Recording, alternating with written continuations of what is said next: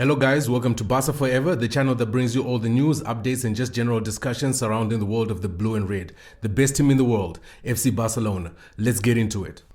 First off, I'm absolutely thrilled about getting the result at Atletico Madrid last night, guys. To go to Atletico Madrid at the Metropolitano, to be able to win 2-1 and get all 3 points, especially at this time of the season with so much of the season only left. To drop points is only to give your rivals an opportunity to capitalize on that, and I'm glad that we were able to do our business and get the job done and get all 3 points. And the deal only becomes sweeter for us if you consider that Real Madrid are in complete shambles right now. I mean, these guys can barely tell their left foot from their right foot. And yesterday was no exception as they were sent packing from Mallorca with nothing to show for it. 0 points with a late goal by Muriqi, leading to a 2-1 loss, which left the door quite open for Barcelona to extend that 4-point lead to a 7-point lead with 3 points that they could have potentially gotten at the Metropolitano. Which brings us back to the first game of the trilogy. And I must say, guys, I don't know about you, but for me, there were 1 or 2 of those substitutional changes that Hansi Flick made that threw me off a little bit. I didn't expect them. We started off with Joan Garcia in goal. That was expected. And a centre-back pairing of Gerard Martin and Kubasi. I think that's also as expected. They have been tried and tested. They've had a run together for as many games as possible as you possibly can think of. So that made sense. Araujo on right back also makes sense because Jules Koundé is only coming back from an injury and probably is not ready enough to enter the fray as yet, probably as a substitute like he did last night.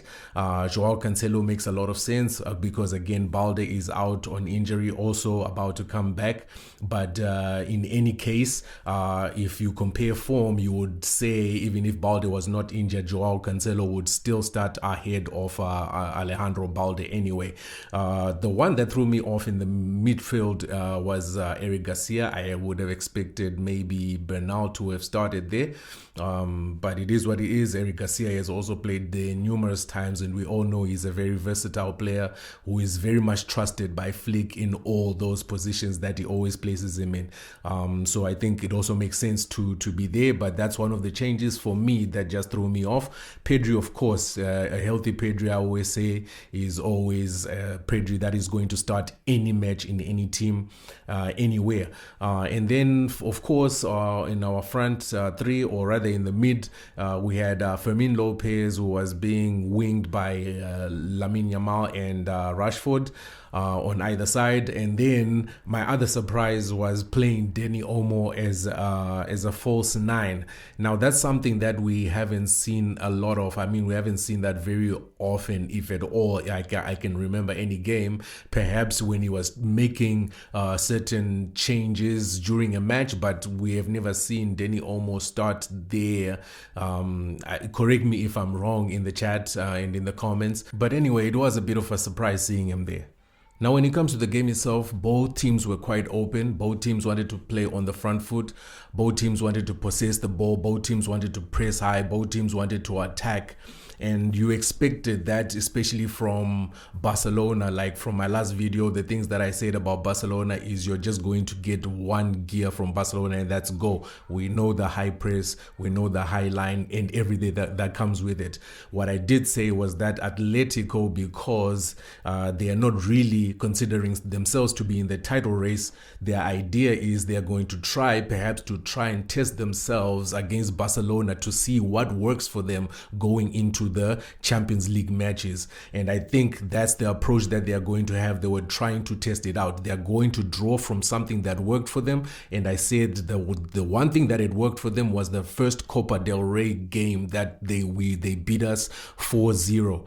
That was, I think, the determining thing or factor in their head, that they are going to sit on those structures or constructions and try and twist and turn whatever gears they can to absolutely make sure that they can get a result and try to get that psychology over Barcelona heading into the next matches.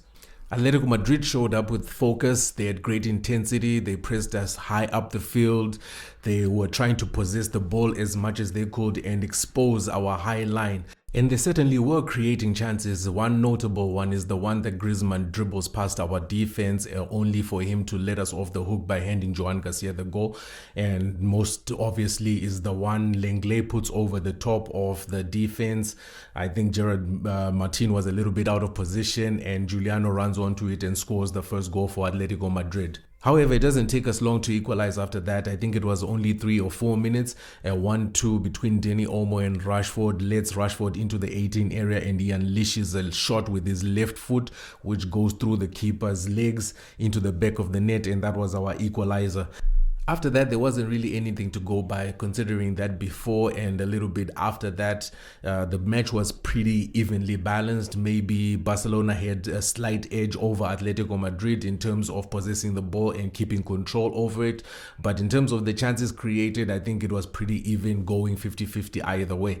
And so up until the end of the half, that's where we see the red card, Nico Gonzalez taking down Lamine Yamal. That only meant now that going into the second half, the Atletico Madrid had to change the idea of their approach and how they were coming into the game, and it also saw them relinquishing that possession and most of the impetus that they had to Barcelona. So in the second half, we see a lot of domination by Barcelona, a lot of dropping back, a low block by Atletico Madrid, which is also drawing to my other video that I said and I talked about in my last video, is that's the other face that they have. The other face of Atletico Madrid is to draw back. So I was looking at the two approaches and thinking, which one would they use? So apparently yesterday the other plan B was a bit forced, because it came as a result of a red card. I don't think that was their intention to have fallen back like that. Again, I think yesterday their intention was really to try and press high and put as much effort as they could to try and see what they could do against Barcelona, and see if that would work for them again if they were to use it in the Champions League. And yesterday they kept us at bay and kept us almost from getting those 3 points. They were very steadfast in their defense and hold their fort as strong as they possibly could, and made the effort, which is one thing that you are always commending Atletico Madrid on, and any of Diego Simeone's versions of Atletico Madrid, they're always going to put the effort. So fortunately for us, Joao Cancelo, with some bit of magic, was able to conjure up something. It didn't quite go in, but ended up ricocheting off Lewandowski to come off his shoulder. I don't think he knew much about it, but we'll take the goal however it comes. And so we've won the first of the trilogy, guys. I think that gives us a very big psychological advantage over Atletico Madrid heading into the quarterfinal of the Champions League. I think it also gives us a psychological advantage versus Real Madrid, because now we have a 7-point gap in La Liga. And there we are both playing the Champions League, but they have a little bit more pressure in that now they need to win almost everything.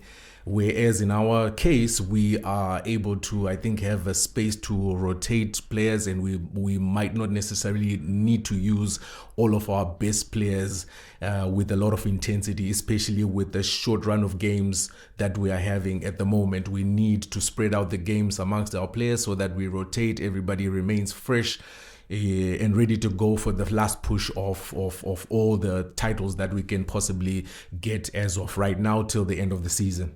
So you guys can share, like, comment what you think Barcelona and the Atletico Madrid trilogy is going to be going into the Champions League. And then also our lead in La Liga. Do you think we are going to have games where we are going to face troubles and Real Madrid comes back to take over La Liga? Or maybe that is something that is sealed? You guys will let me know. This is Barca Forever. You could have been doing a million other things, but you sacrificed your precious time for a few moments with me. 1,000 times appreciated.